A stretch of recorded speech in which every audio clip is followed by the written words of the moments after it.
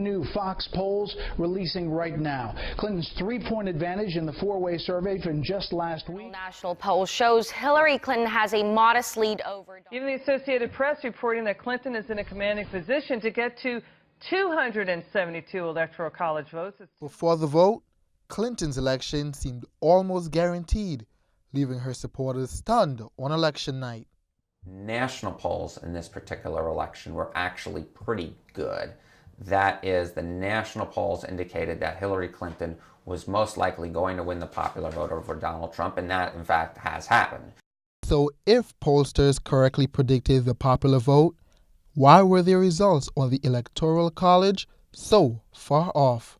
It was the state polls that really messed up. Across states like Wisconsin, like Pennsylvania, like Michigan, these state polls, if you average across all of them, what we had was an error rate of about 4 percentage points on average. The margin was off about 4 percentage points, the polling average, and that's larger than it normally is historically. Clinton won the popular vote by almost 3 million, but failed to gain 270 Electoral College votes. Many speculated that people may have lied when they answered polling questions, but this pollster says that this is not true. It wasn't a matter of people lying to pollsters about not being a Trump supporter and all this stuff about shy Trump voters. It was that the turnout was more representative of a Republican turnout than a Democratic turnout. Pollsters say a percentage of third-party voters decided to vote for Donald Trump late in the campaign, abandoning candidates like Gary Johnson.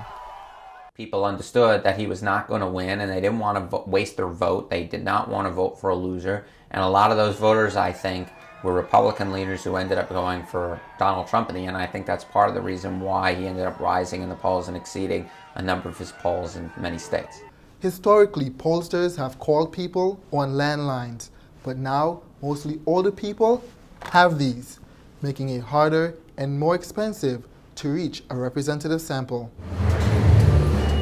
I look to mixed modes. I look towards the use of cell phone-based, mobile-based polling, online polling, polling in the Xbox or PlayStation, wherever you can reach them. And I look to that as to supplement and to answer the questions for those populations that are hard to reach by traditional modes. However, Enton says many online polls are often not credible. Those are not real polls. These are surveys, quote unquote, in which, certain news outlets just say, who did you vote for? Or who did you think won the debate? Hillary Clinton or Donald Trump? They are not random selections of the populace. They should not be trusted. You can vote in them many times. There are ways to manipulate those quote unquote polls. And they're just not worth time, but Trump cited them because he wanted people to think he was winning. Media organizations are often responsible for conducting polls. This year, many of them slashed their budgets and could not conduct as many polls as usual. And there's another reason polls got it wrong. You have to make predictions about who's going to vote, right? You can't just ask everyone who they support, because not everyone votes. So you have to try to figure out what are the opinions of the people who are actually going to vote, and to do that, you have to make certain assumptions about who you think is going to vote based on who voted in past elections. CNN ORC poll, instant poll of people who watched the debates believe Hillary Clinton won all three. I think journalists could do a better job of explaining how valid certain polls are, why certain polls are more valid than others, and what polls actually mean. But in general, I think that probably journalists talk too much about polls, especially on TV. Polls are tools that can be useful, but people shouldn't use polls to explain life. Polls can give us a good idea of what's going on, but they're not perfect.